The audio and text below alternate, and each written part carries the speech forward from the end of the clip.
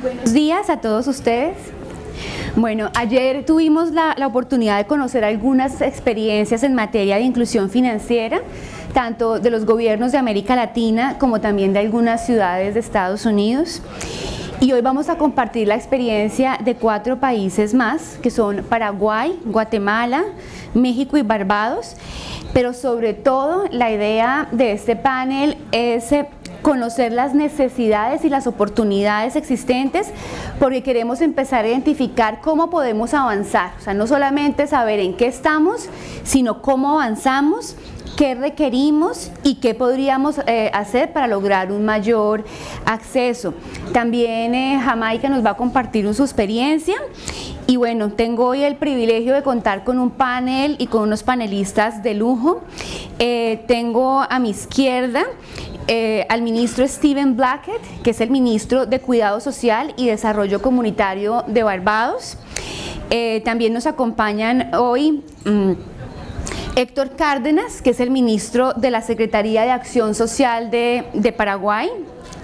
Contamos también con Eira Castillo, la viceministra de Desarrollo Social de Guatemala, y Hugo Certuche, que es el director general de Información Geoestadística, Análisis y Evaluación de la Coordinación Nacional del Programa Oportunidades de México.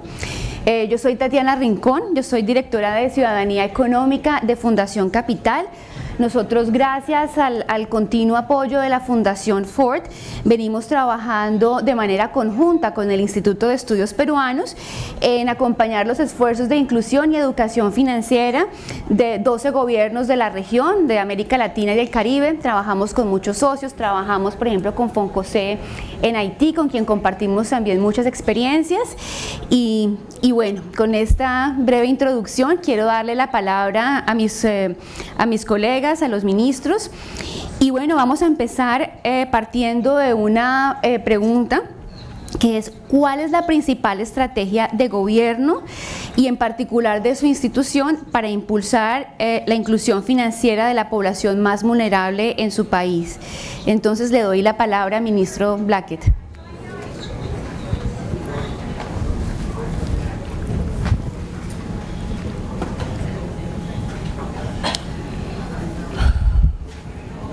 Thank you very much, Tatiana, and very good morning to all here. On behalf of the government and the people of Barbados, I wish to express sincere gratitude to the Organization of American States and the Inter-American Social Protection Network and the other partners involved in the hosting of this conference for extending an invitation to Barbados to participate in this event.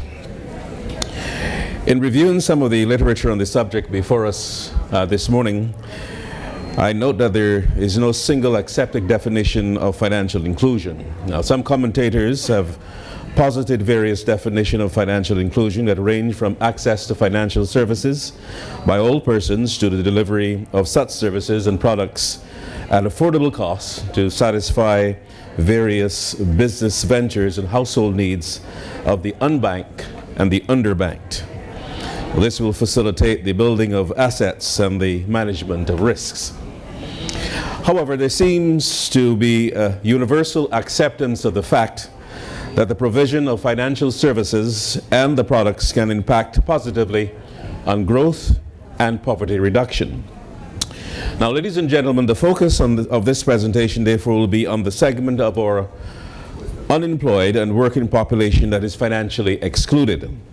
Let me add from the outset that this event is indeed very timely, and it is occurring at a time when the Caribbean and Latin American countries are experiencing shocks of the global economic crisis and are grappling with the severe financial and economic challenges that are before us. Now, these challenges require ingenuity, aggressive reformation, exploration of new markets, strengthening of local public, private and civil society partnerships, and the development of new international partnerships, just to name a few. Now, these activities should propel social and economic growth and development and reduce the risk of further marginalization of the poor and the vulnerable in our societies. We in the Caribbean and Latin America are faced with a big challenge. How can we, in light of the current status of our economies, ensure that the poor and the vulnerable segments of our working population are financially included? Now, the World Bank in a global Findex database in 2012 revealed that globally approximately 2.5 billion adults, half of the world's adults, can be classified as being unbanked. The bank further noted that 35% of the unbanked revealed that barriers to account use centered around high cost, physical distance, and lack of proper documentation. Now, these barriers are, as suggested by the bank, could be addressed by public policy. Now, within the Caribbean and the Latin American region, structural barriers and challenges exist that prevent poor and vulnerable households across countries from being financially included. This, in turn, stifles the process of asset building. There's also a dearth of information on financial inclusion among Caribbean countries. An examination of the World Bank Development Research Group Global Findex database in 2012, which provided indicators of financial inclusion in 148 countries, revealed a startling omission of data on most of the countries in the Caribbean. Information is only provided on 3 Caribbean countries, namely Trinidad and Tobago, Jamaica, and Haiti. Now, this absence of comprehensive information makes it difficult to review the status of financial systems in the Caribbean and provide a situational analysis of financial inclusion of the poor. It has been noted, however, that governments across the region are actively engaging in programs and projects that seek to empower the poor and vulnerable and connect them to the formal financial sectors. But economic, social, cultural, and policy-related challenges prevail, which I shall allude to shortly. Now, poverty in the region has various manifestations, including lack of income and productive resources sufficient to ensure sustainable livelihoods, hunger, and malnutrition, limited or lack of access to education and other basic services, increased morbidity and mortality from illness, homelessness, and inadequate housing, unsafe environments, and social discrimination and exclusion. Now, some of these manifestations are present in Barbados' poverty profile, which also include variables such as size of households, education, and gender. Now, some of our regional economies, and certainly that of Barbados, has become increasingly oriented towards the service sectors. This orientation calls for a high standard of production and skills, which some Barbadians, mainly young people with low skills, have not been able to meet. It is this change in demand within the labor market that has contributed to increased unemployment and, by extension, the higher incidence of poverty, as insufficient income is earned to ensure a sustainable livelihood. To meet this demand, I will briefly share with you a few examples of strategies that my ministry is implementing to foster financial inclusion through the provision of skills training and capacity building of poor and vulnerable individuals for the development of community-based and household micro-enterprises. The ministry has over the years implemented a number of community-based programs aimed at ensuring that Barbadians are adequately prepared to face the challenges and opportunities available through technology. The Community Technology Program, or the CTP, was started in July 2002 as a direct response to the rapid expansion of information technology across the world.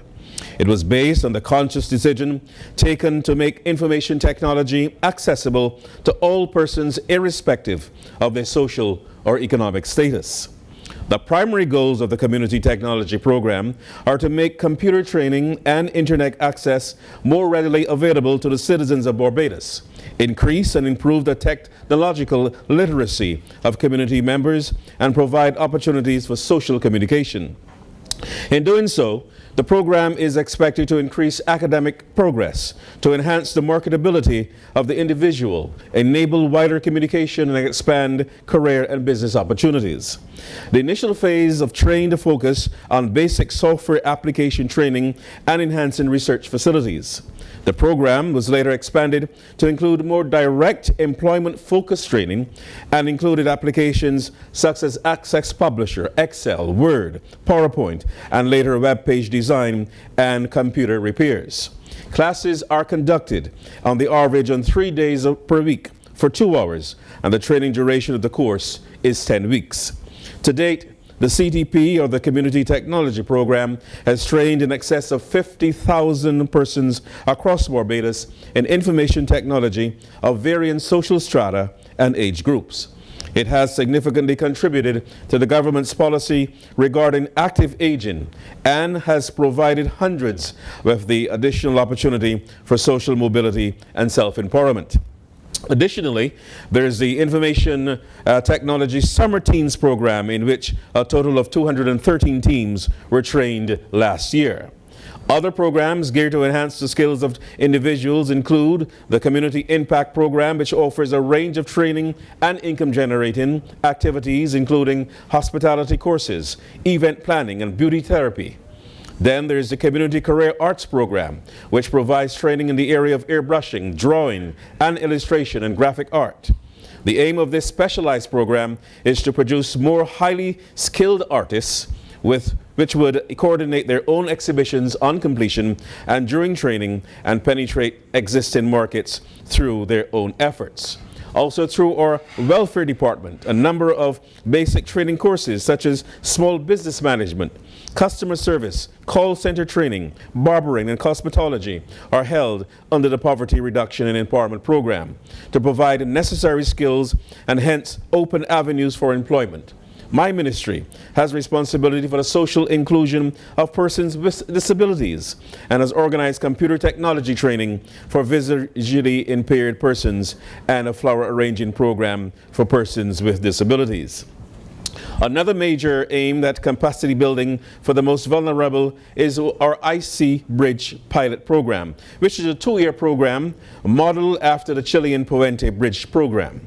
This program is a tangible manifestation of the commitment of Barbados to improving its current modalities of social protection. The IC Bridge is based on the belief that social protection is a critical means by which all stakeholders in this society can pool together collective financial, technical, and intellectual resources, as well as reserves of human and social capital to articulate and execute a wide range of political, social, and economic action to tackle poverty. The objective of the program is to coalesce the major poverty reduction streams into one coherent program.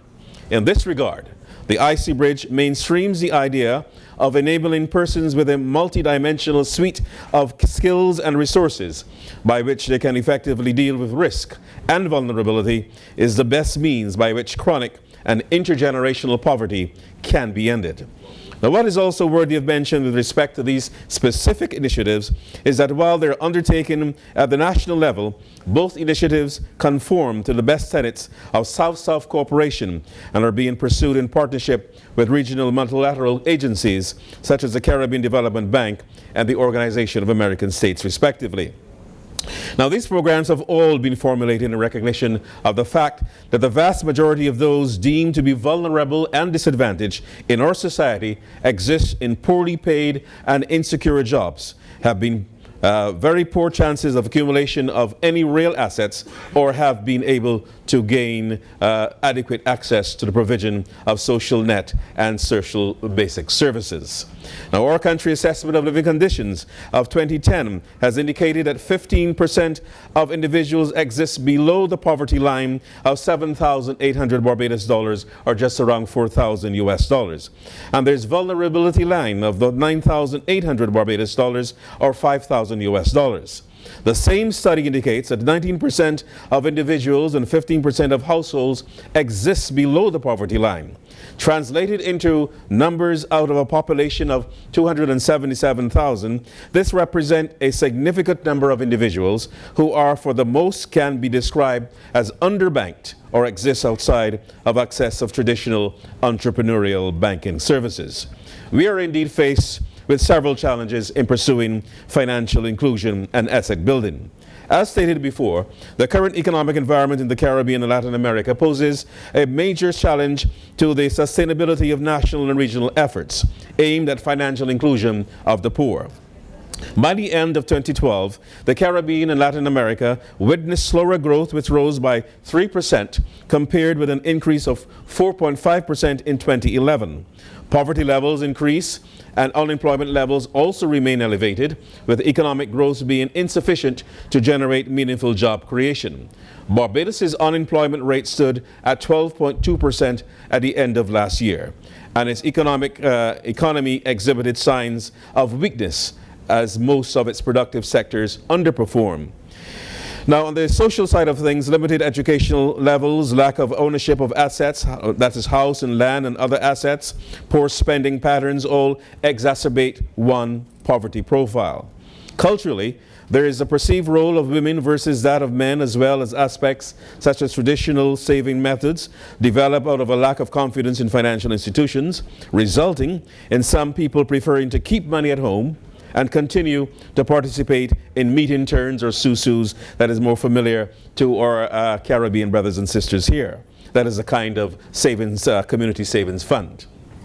At the level of policy, many of the region's financial systems can still be described as anti-poor, militating against the provision of adequate enabling environment for a full financial inclusion. Now, ladies and gentlemen, in order to overcome the obvious log jams of the disadvantaged that exacerbate the conditions of the poor, the vulnerable, it is necessary for us as a region to work in earnest to improve the level institutional support we provide those who seek their help. We must strive to create a greater awareness of the issue of financial inclusion in our nations.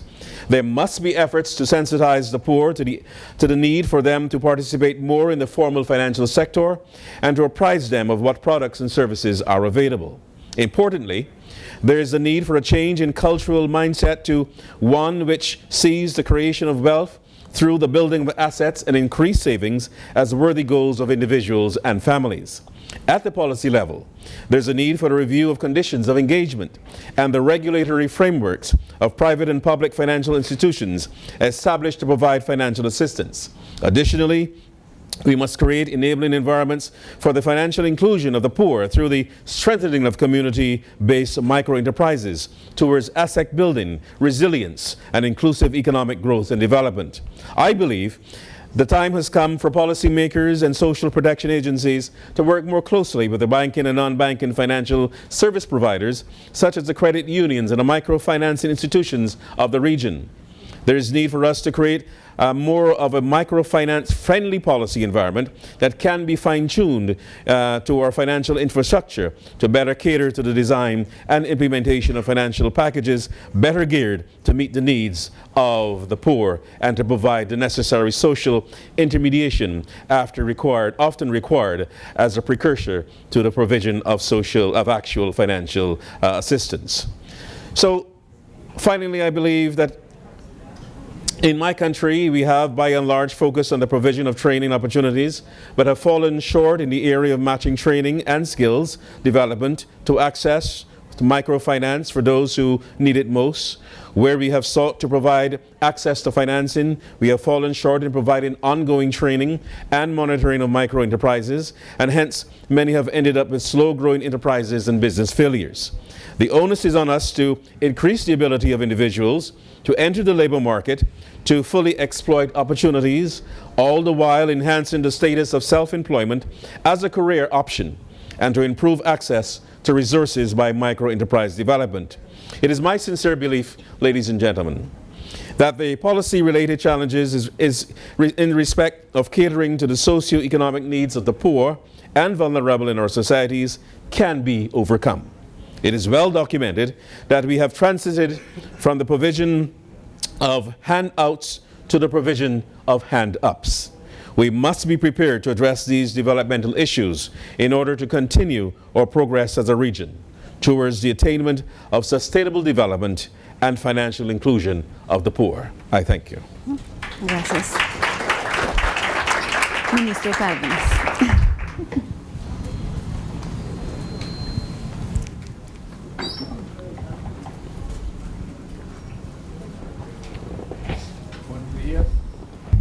Buenos días a todos, a todas. Ok, bueno, yo le voy a presentar una experiencia muy específica en la cual está la Secretaría de Acción Social de Paraguay. Es un proyecto que denominamos CACUA, que significa crecer, que es un proyecto de inclusión financiera. Este proyecto está asociado a un programa de transferencia monetaria condicionada que se llama Tecopona, una palabra en guaraní que significa bienestar. El programa Tecopona va dirigido a familias en situación de pobreza extrema. Básicamente trabaja tres grandes componentes. Trata de vincular la corresponsabilidad en acceso a educación, salud y nutrición. Actualmente llega a un poco más de 80.000 familias, casi 81.000, que en términos de personas son 442.000 personas, de los cuales 215.000 son mujeres. Bueno, el proyecto Tecopona tiene como uno de sus componentes el proyecto de inclusión financiera, que como les comenté es el proyecto CACUA. Este proyecto básicamente lo iniciamos en el mes de agosto, el mes que asumimos el gobierno, es un gobierno nuevo.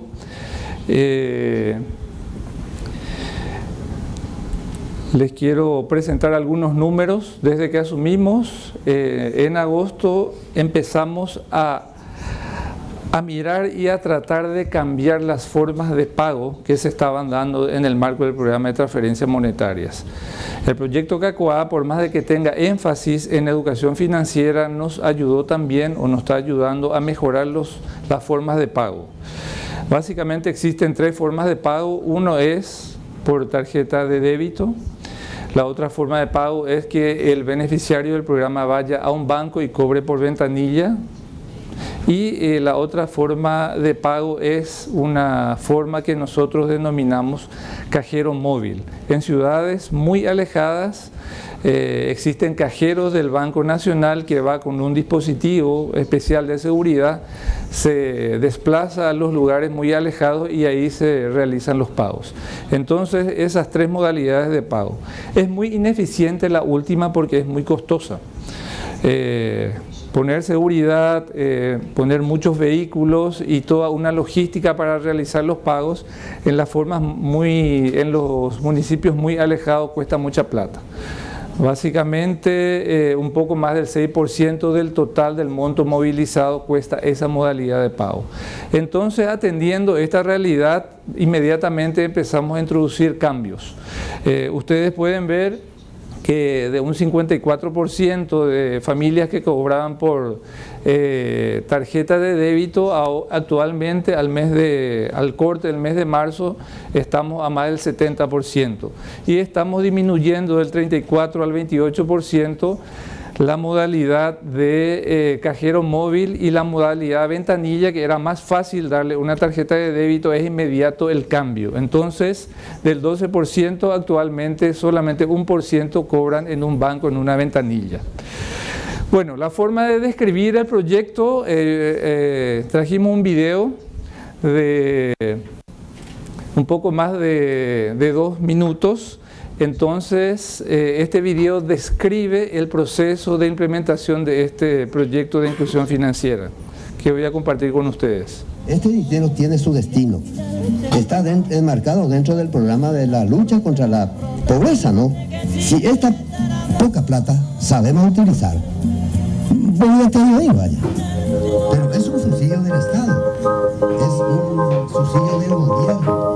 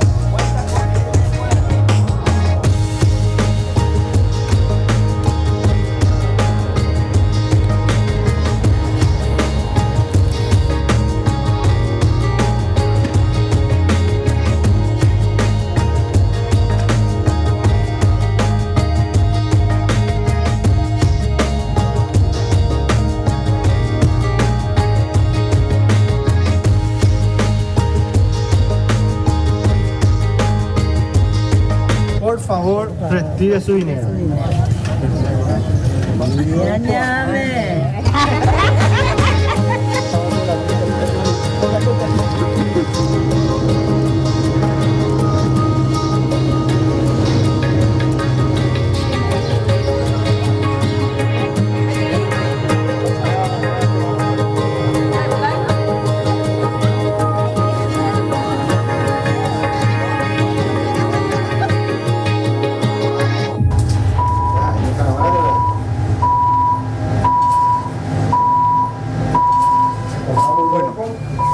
Básicamente lo que describe este pequeño video es el proceso. En la modalidad de pago ustedes ven todo el desplazamiento que realizan las personas. Cada uno se organiza de la forma que puede. Alquila el camión del vecino, suben 20 o 30 familias, van al lugar de pago y esa oportunidad es lo que se aprovecha. Eso es lo que aprovechamos en el marco del proyecto de inclusión financiera. Y ustedes vieron las formas pedagógicas de abordar lo que es inclusión financiera. Ustedes vieron un teatro popular combinado con métodos tradicionales de capacitación, con folletería, con mucho gráfico y una persona explicando. También se utilizó mensajes de texto en teléfonos y también se hicieron pequeños audioclips que se pasaban en las radios comunitarias donde viven estas familias en situación de pobreza. También otra metodología que utilizamos es un cajero. Se tuvo que hacer un cajero, simular un cajero para que la gente tenga el acceso a ese cajero, porque nunca pueden tener ese acceso. Entonces la capacitación del proyecto empieza de lo que es la tarjeta de débito, empieza por cómo opera ese cajero, conocer cómo opera. Entonces ustedes veían que la gente apretaba una tecla y alguien atrás cambiaba, simulando lo que era la pantalla del cajero. Finalmente vieron la última parte del video, cuando la gente abandona el lugar de la capacitación y de pago de esa capacitación y iba al local de pago, al banco. Ustedes veían un poco borroso porque el banco no te permite ingresar la cámara de filmación se filmaba desde fuera. Entonces, cómo la gente empieza a operar ese cajero real y empieza a tener el dinero. Entonces fue una experiencia, y es una experiencia que en poco tiempo, este video lo hicimos en diciembre, y es una experiencia bastante exitosa hasta el momento. Tecopona está actualmente, como les decía, llegando a 81.000 familias, y cerrando el año vamos a llegar a más de 100.000. Bueno, estos son los niveles, pasando a los niveles de la capacitación. Una primera parte o un primer nivel de capacitación se centra en temas muy básicos. Temas muy básicos en, ¿qué es el ahorro? Entonces, a veces nosotros pensamos que la gente en situación de pobreza no ahorra, pero muchos de ustedes que pasan por esa experiencia, los que están en instituciones que ejecutan proyectos sociales, saben que esa familia también ahorra. Y lo que nosotros en los estudios de campo que hicimos, aparte de guardar el dinero bajo el colchón, también guardaba el dinero bajo tierra. Ponían en un monto de vidrio y guardaban bajo la tierra donde solamente ellos podían encontrarlo. Y hay otras formas de ahorrar también, en pequeños animales, etc. Lo que pasa es que esa forma de ahorrar en pequeños animales es muy ineficiente a la hora de monetarizarlo, porque si un ganado costaba $300, por la urgencia que tenían lo vendían en $100. Entonces, cuando se les consultó si tienen oportunidad de ahorrar y si el programa facilitaba ciertos mecanismos, iban a ahorrar, y efectivamente en un 97% salía que sí querían ahorrar. Entonces estamos en ese proceso actualmente con 20.000 familias. El primer nivel entonces se centra en lo que es una tarjeta de débito, en el manejo de un cajero y lo que es el ahorro. Un segundo nivel se focaliza en lo que es la cuenta en sí, porque trabajamos con el banco pagador, el Banco Nacional de Fomento, que es el mayor banco que tenemos a nivel de país. Tuvimos que conversar con ellos para convertir las cuentas de pago en cuentas de ahorro. Y la familia tenía que entender lo que es una cuenta de ahorro. La cuenta de pago es el día X, si no iba a retirar su pago En una semana, esa plata que estaba en ese banco volvía a Asunción, a la capital. Entonces, la familia, aún con dudas, aún con miedo, pero ya convertido su cuenta de pago en una cuenta de ahorro, sabe que si no pudo ir a cobrar porque su hijo se enfermó o lo que sea, la plata le va a seguir aguardando porque es una caja de ahorro a la cual ella o él tiene acceso hoy. Bueno, también capacitamos en este segundo nivel en el manejo de deudas y a diseñar un plan, que todavía no, es muy ambicioso llamarle un plan de negocio, por lo menos estamos haciendo un perfil de negocio, porque estamos trabajando fuertemente en ello, porque el programa Tecopona tiene por ley solamente 6 años se le puede pagar 72 cuotas, entonces los 2 últimos años vamos a empezar a intensificar un programa de generación de ingresos con ello. Entonces, trabajamos con ellos eso, de que ellos pueden generar sus ingresos y lo van a hacer. O sea, una visión muy positiva, por supuesto que con el apoyo del Estado. El tercer nivel básicamente se basa en que tienen que tener un capital básico y tener capacidades y habilidades para implementar ese plan de negocio. Y el cuarto nivel básicamente la capacidad de producción y comercialización. Por eso estamos hablando con el sector privado, una asociación pública o privada, fundamentalmente que garantice el mercadeo, no solamente el mercadeo, sino la compra de esos productos, porque es muy fácil enseñarle, le capacitamos a las familias a que produzcan algo, pero existe un gran desencanto cuando esas familias no pueden vender sus productos. Entonces estamos teniendo mucho cuidado asegurando la compra de los productos de esas familias.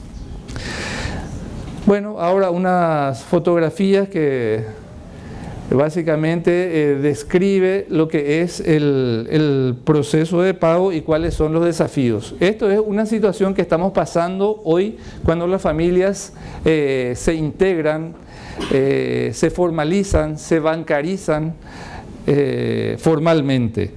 Pero tenemos desafíos enormes. Uno de los desafíos que tuvimos que pasar es la creación de un producto nuevo.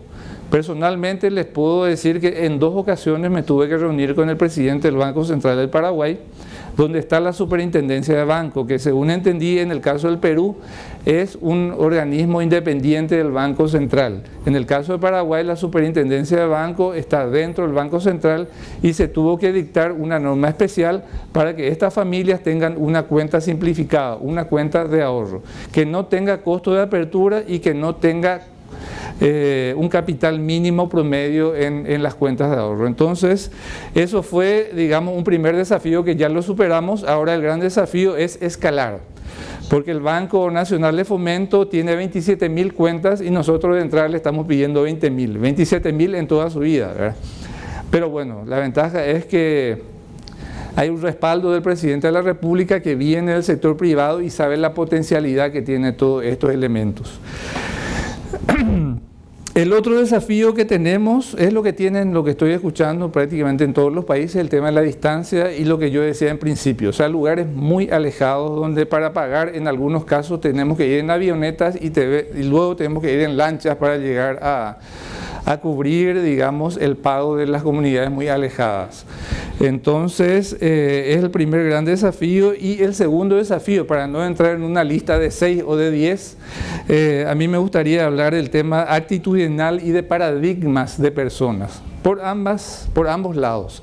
Del lado de la oferta, digamos, del banco en sí, de esa intimidación que produce el propio edificio, el lugar muy limpio, muy silencioso, como nos decía ayer, hasta cuando se cae un bolígrafo se escucha, y también la propia actitud del empleado hacia esas familias.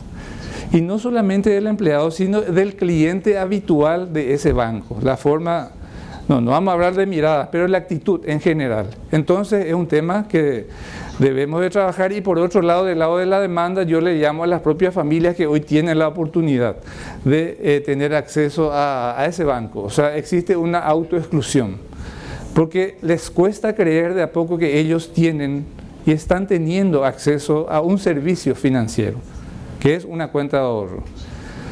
Estamos probando otros servicios, el tema de transferencia, por ejemplo. En el caso de Paraguay, en los lugares muy alejados, una transferencia que que le enviaba el hijo que estaba trabajando en la capital a la comunidad, le salía aproximadamente 10%. Y ahora que tienen una cuenta de ahorro, esa transferencia se realiza o el hijo lo deposita directamente en su cuenta, o cuesta la transferencia 1,2%. A modo de ejemplo, si enviaba $1000 en el modo tradicional le costaba 100 ese costo, hoy le cuesta $12 esa transferencia de $1000. Entonces, por todos lados, los servicios financieros es una ventaja, es un negocio. Y la necesidad de servicios financieros es independiente a los niveles, digamos, de ingreso de las familias. No solamente nosotros que tenemos cierto nivel de ingreso tenemos necesidad de servicios financieros. Esas familias tienen mayor necesidad de esos servicios financieros. Y con estos ejemplos que yo le contaba, eso está sucediendo. Y también, ahora que le estaba mirando a Terry, ayer le estaba comentando un ejemplo del efecto que produce la inclusión financiera, el efecto en la inclusión social. Entonces, también le comentaba a un colega, una señora que estaba en esta fila que vieron en el video, después de 2 horas de estar en esa fila, ella seguía tan contenta. En un momento de esas 2 horas nosotros nos acercamos y le dijimos: señora, ¿podemos facilitarte? Porque estaba con hijos pequeños. ¿Podemos facilitarte el pago? Ella decía: no. Estoy contenta porque atrás está el cliente tradicional y está atrás mío. Y yo tengo el mismo derecho que esa persona que está atrás mío. Entonces, con ese ejemplo, ustedes pueden ver el efecto directo que tiene la inclusión financiera en la inclusión social.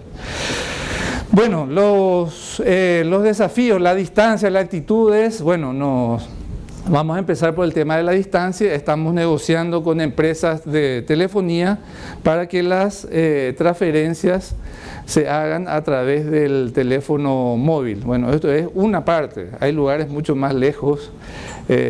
Bueno, este es el banco, la fila que se suele producir a veces de 200 metros.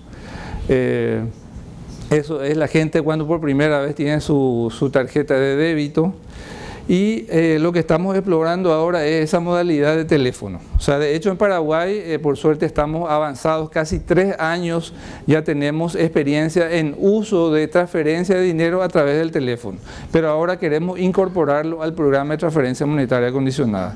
Entonces estamos haciendo algunas pruebas y en breve firmamos el contrato con una de las empresas telefónicas para que podamos probar digamos, esta nueva modalidad. Tenemos que bajar ese 6.7% de costo de transferencia de lo que nos cuesta esa modalidad de cajero móvil a 2%, que es el compromiso que lo vamos a firmar por escrito con la empresa de tarjeta móvil. Bueno, esta es nuestra experiencia en Paraguay y estamos muy contentos y esto está para crecer. Muchas gracias.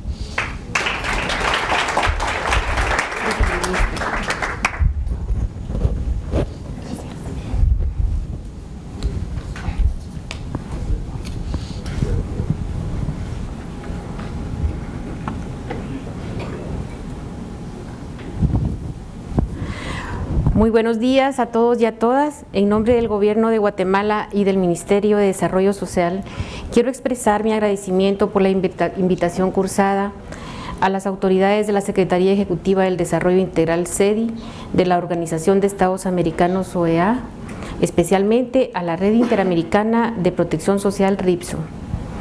También expreso mi agradecimiento al Departamento de Asuntos del Consumidor de la Ciudad de Nueva York por la oportunidad de conocer las facilidades con que cuentan para las familias de escasos recursos.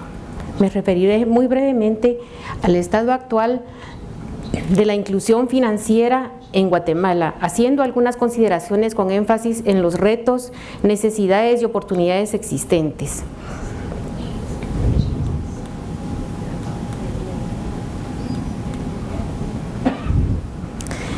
Para fijar en contexto, debo decir que en los últimos años hemos hecho avances en Guatemala para incluir en los servicios financieros a más habitantes, que han pasado a ser usuarios de servicios financieros, sobre todo prestados por los bancos.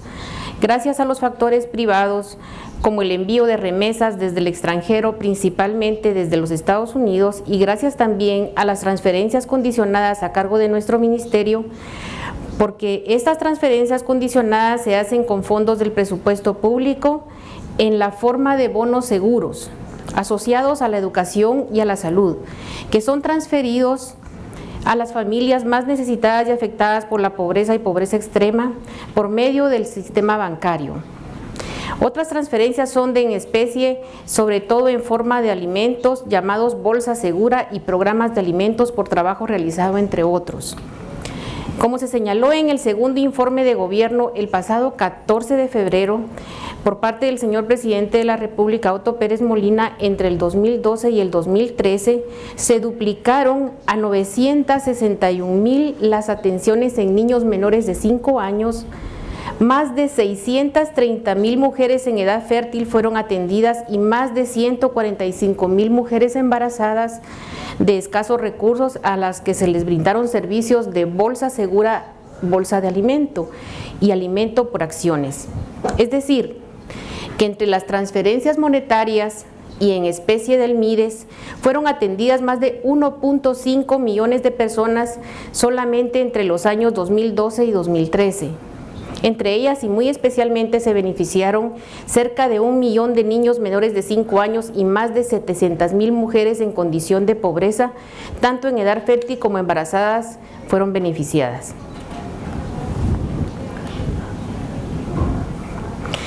En cuanto a las remesas hechas llegar cada vez más por el sistema bancario nacional, según cifras del informe anual del año 2012 de la Política de Desarrollo Social y Población en el periodo 2002-2012, se calcula que las remesas desde el exterior beneficiaron a más de 961,000 hogares.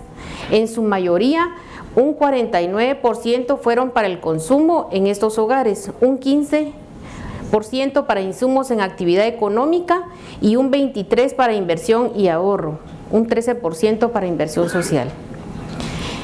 Si asumimos que el tamaño promedio de la familia en hogares guatemaltecos puede ser de 5 miembros, en un cálculo conservador quiere decir que a través del envío de remesas desde el exterior, la inclusión financiera con servicios bancarios alcanzó en un periodo de 10 años hasta 2012 a más de 5 millones de personas.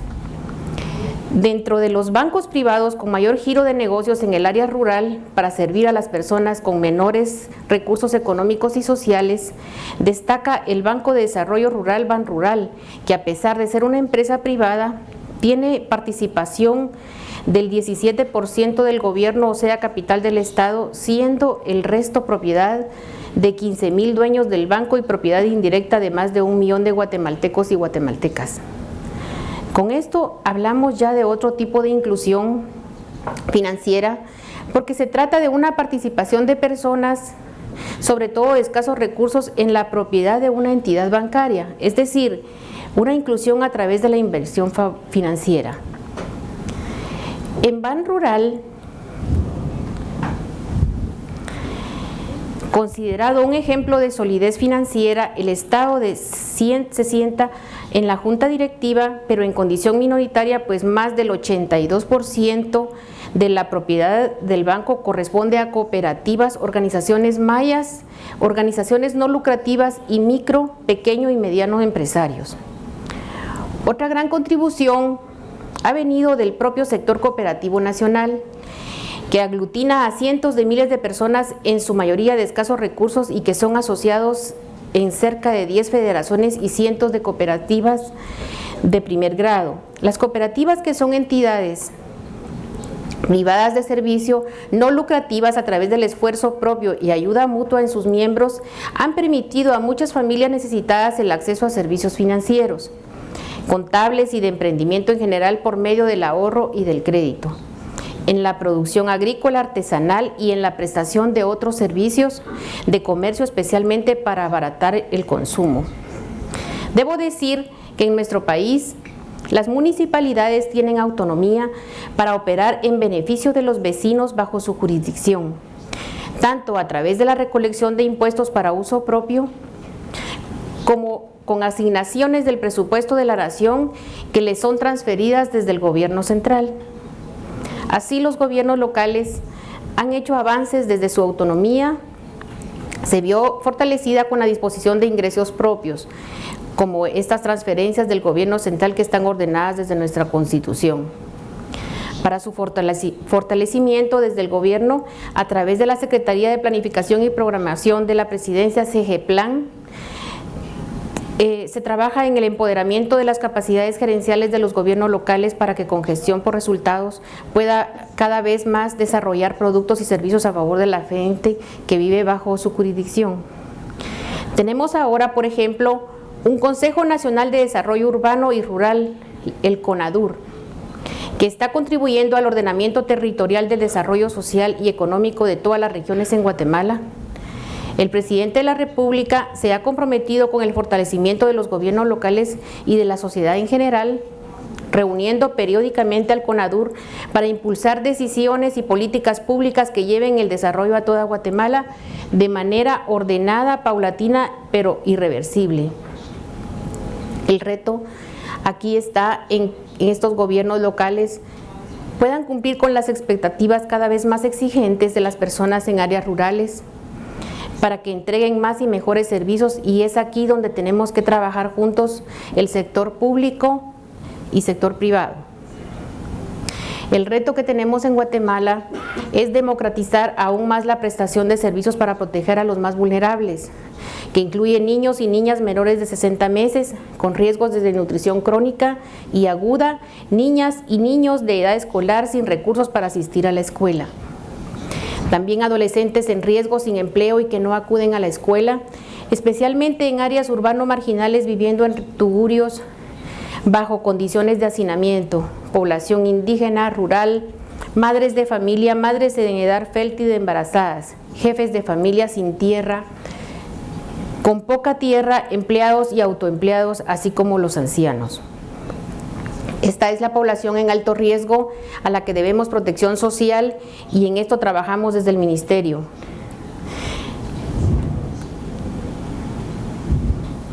De manera que queremos concluir nuestra intervención con una propuesta para llevar a cabo en Guatemala un encuentro que permita a la Red Interamericana de Protección Social, RIPSO, identificar posibilidades de asistencia técnica a través de un encuentro nacional que podría ser un taller para discutir entre el sector público y el sector privado, gobierno central y gobiernos locales, cómo alcanzar mayor desarrollo en la inclusión financiera, identificando los retos, necesidades, oportunidades existentes.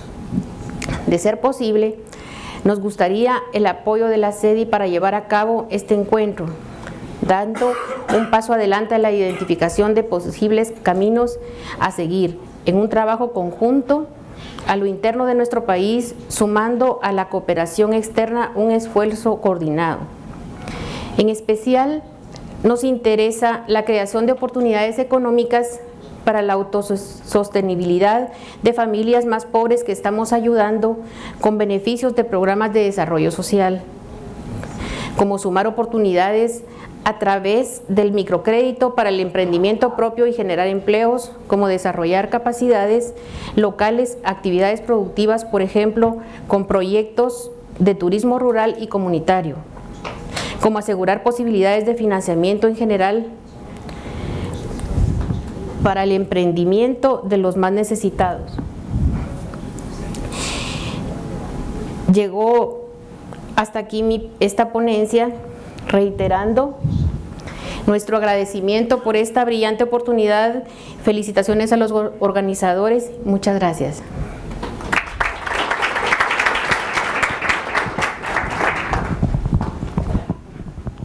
Gracias. Ahí está.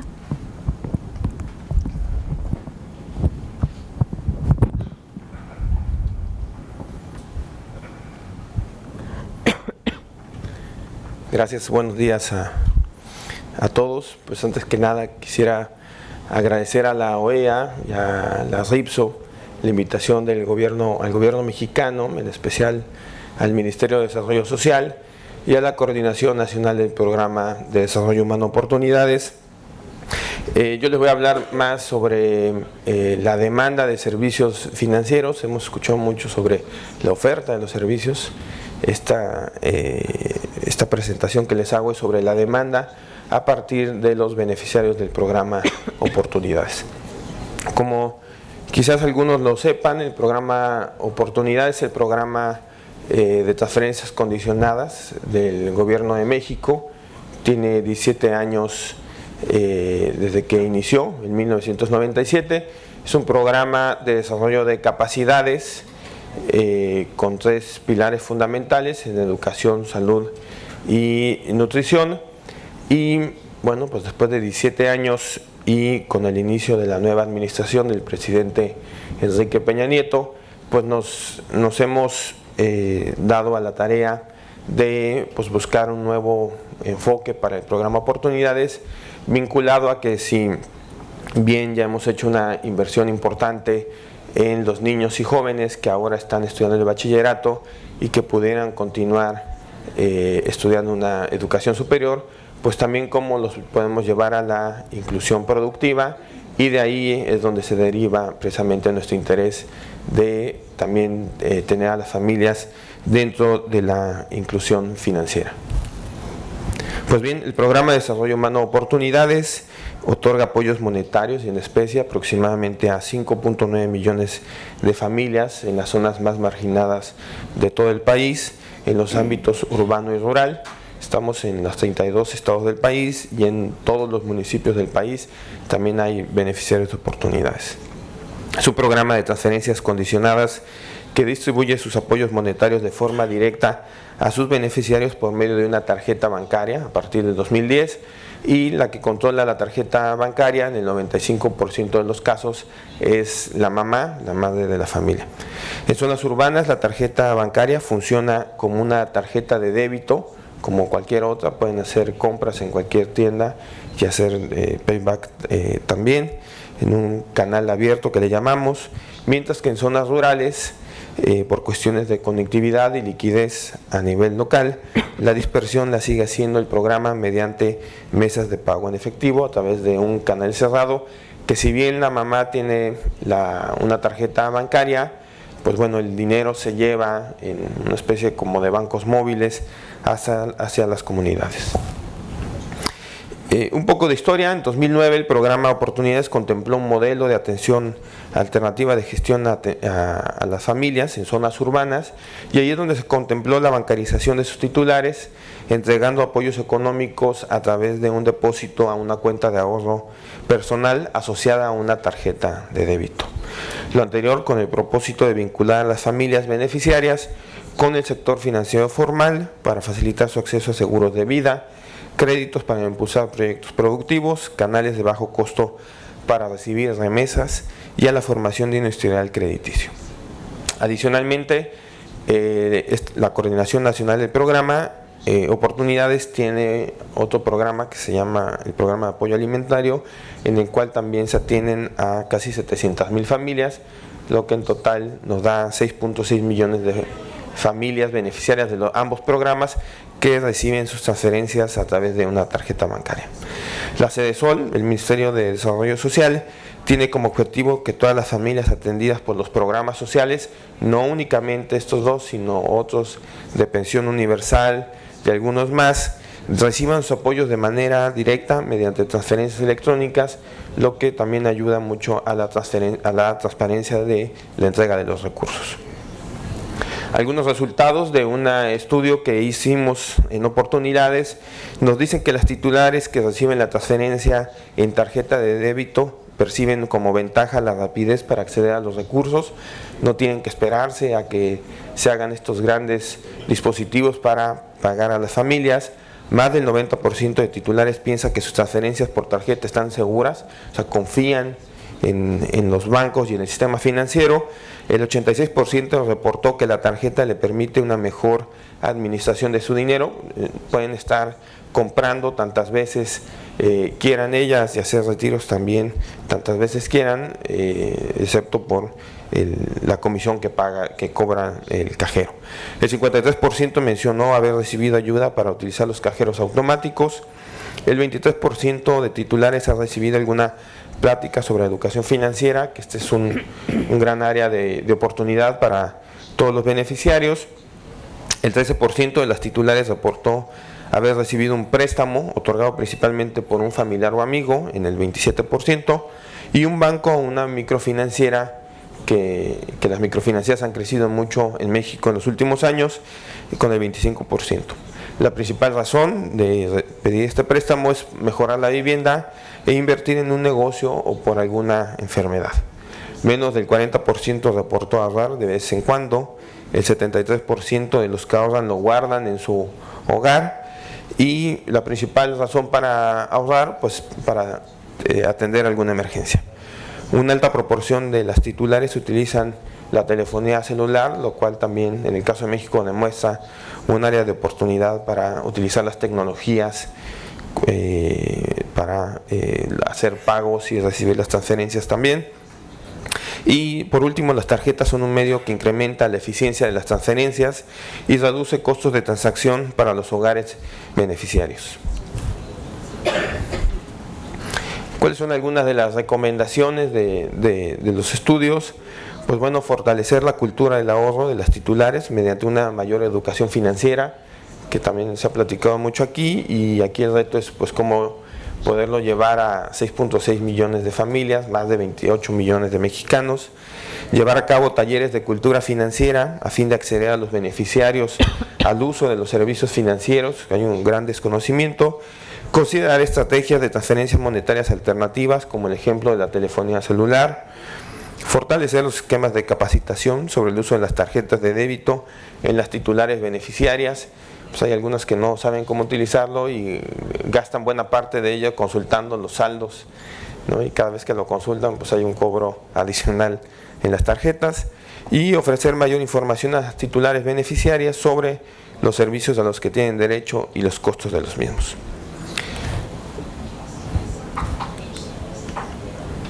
Algunos de las sinergias que pensamos con la inclusión financiera, pues bueno, actualmente se han hecho modificaciones a las normativas de 4 ministerios de Estado a nivel federal para vincular a las familias oportunidades, una focalización directa de manera progresiva con 14 programas sociales que apoyan el desarrollo de proyectos productivos, y bueno, pues eso también abre la posibilidad de potenciar esta idea de llevarlos a la inclusión productiva a través del acceso a microcréditos para las familias. Adicionalmente, ya para concluir, les platico que actualmente estamos haciendo un experimento sobre ahorro también con familias, donde abajo están los participantes. Está el Banco de Ahorro Nacional y Servicios Financieros de México, que es un banco de gobierno, que es el banco que le paga a las familias oportunidades. Está IPA, la Universidad de Chile, y algunos fondos de la Fundación Ford también, el Colegio de México, donde el experimento tiene que ver con ahorro por default, que le hagamos un descuento en automático a las titulares, y otro sea un ahorro que las titulares definan a partir de la consejería que les demos en temas de ahorro y sobre uso de los sistemas financieros. Muchas gracias.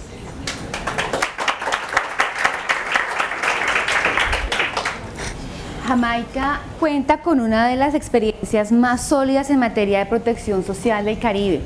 Entonces no queremos dejar pasar la oportunidad sin que los colegas de Jamaica nos compartan también un poco su experiencia en materia de inclusión financiera y salida de los programas de transferencias monetarias.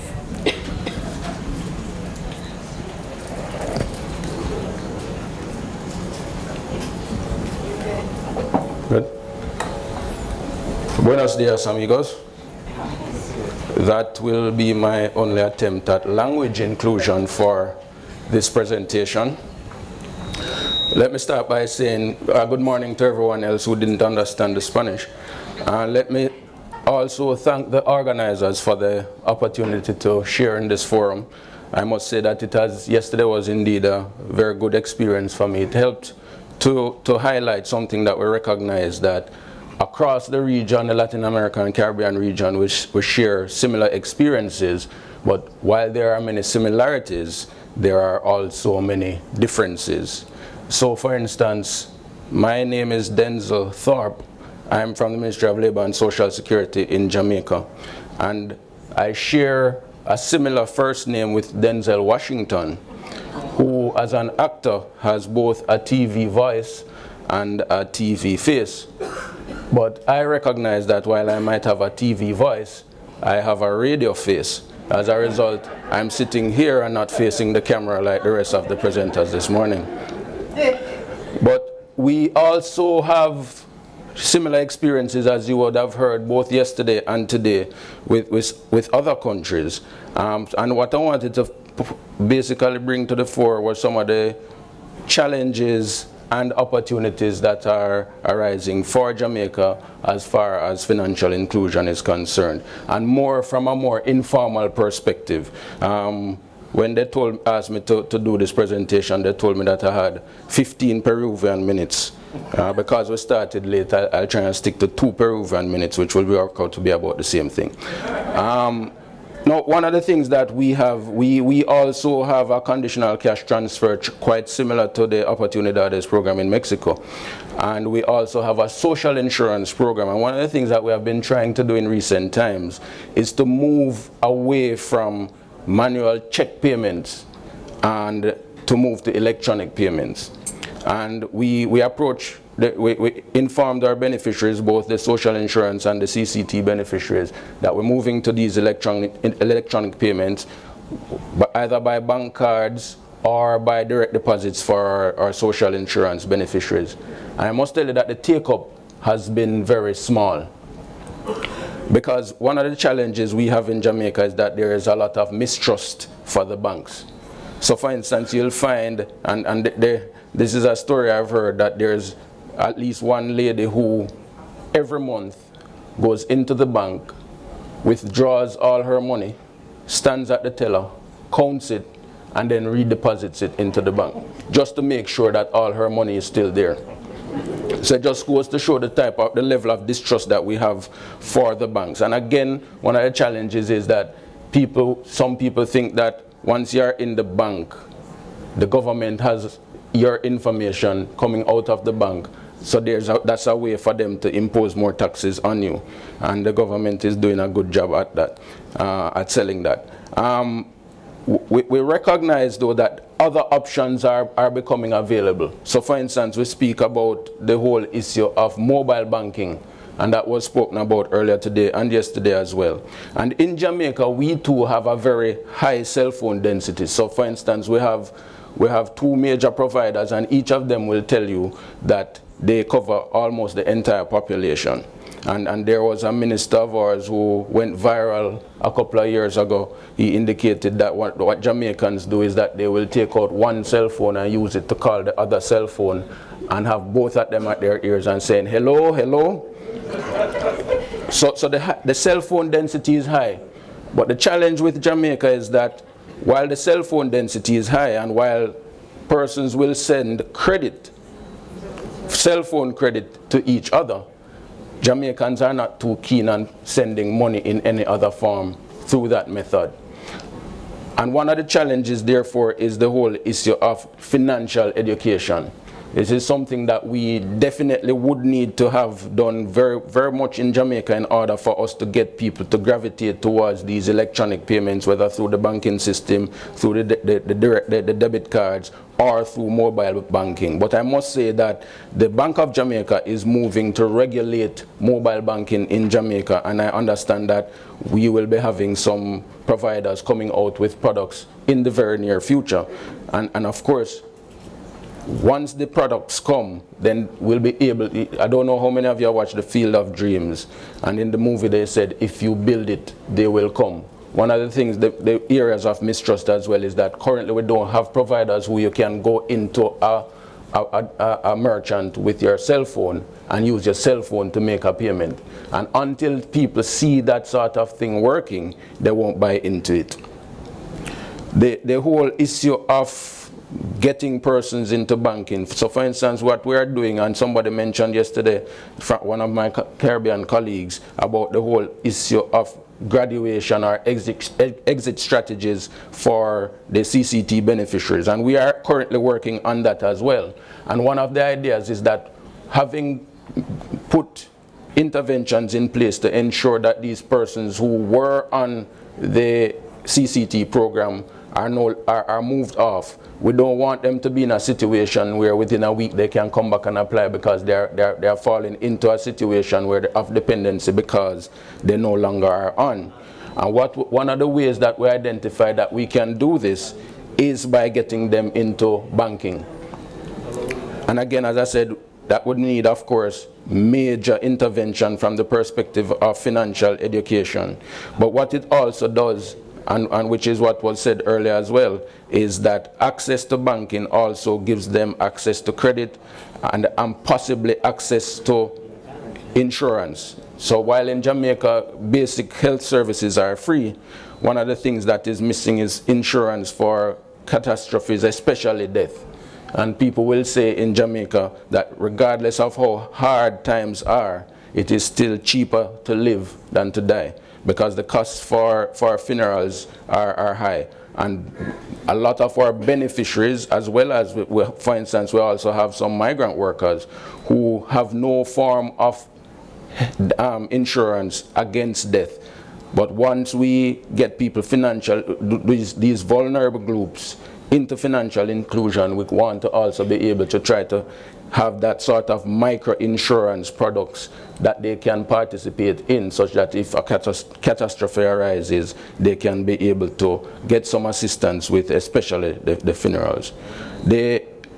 Again, it speaks therefore to what are the banking products and services that can be made available to these sort of vulnerable groups, our pensioners, our CCT beneficiaries, and our persons with disabilities, because we have a lot of persons with disabilities in Jamaica who would want to get involved in entrepreneurship, but they don't necessarily have the funding, and the government by itself cannot provide all the funding that would be required for that. So we'd want to be able to identify means through which they can access this sort of credit.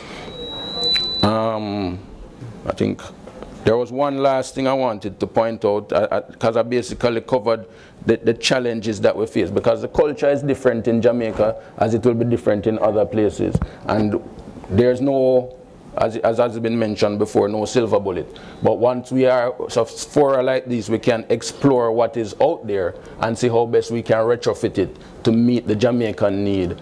And once we continue to provide the requisite education to get people on board. I saw some interesting things in the video earlier about how we go about showing people how it works so that they'll be more amenable to it. Again, we need to do all of that to get our people over into financial inclusion.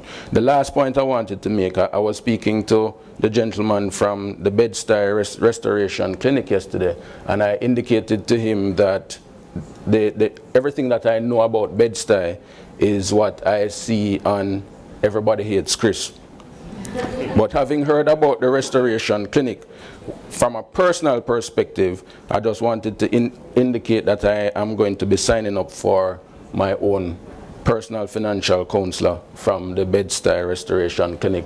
He indicated yesterday that they have set up Facebook, so I'll be using Facebook to get my own personal financial counseling. Thank you.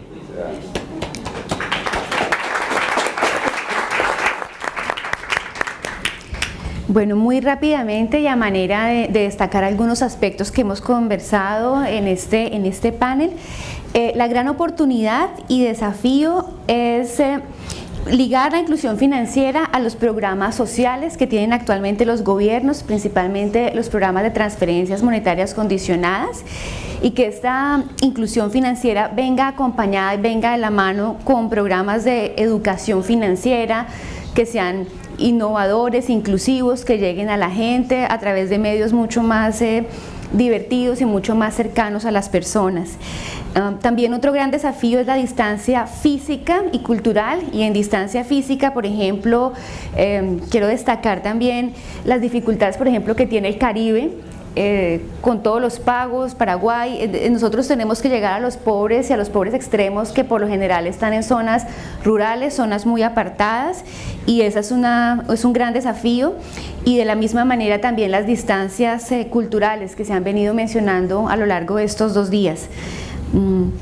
También quisiera destacar que siempre hay una necesidad continua de innovar, no solamente pensar que la tecnología, ya hay algunas cosas, pero con la tecnología hasta ahora comenzamos a trabajar.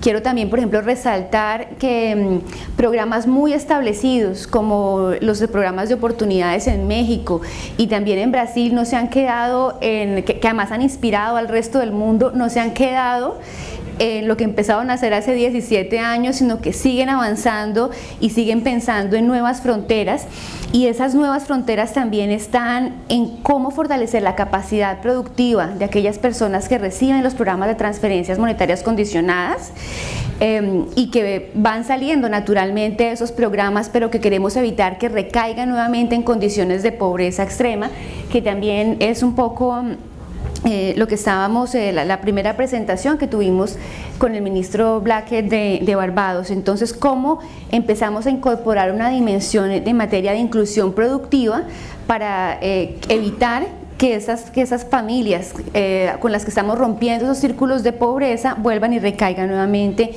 en esa condición. Y por último, pero no menos importante, la labor de fortalecer también los gobiernos locales. Aquí están representados gobiernos nacionales de 5 países muy importantes. Sin embargo, como bien lo destacaba Guatemala, hay una necesidad muy importante también de trabajar de la mano y hacer un fortalecimiento muy fuerte desde lo local. Bueno, muchas gracias y vamos a pasar ya a nuestra siguiente ponencia.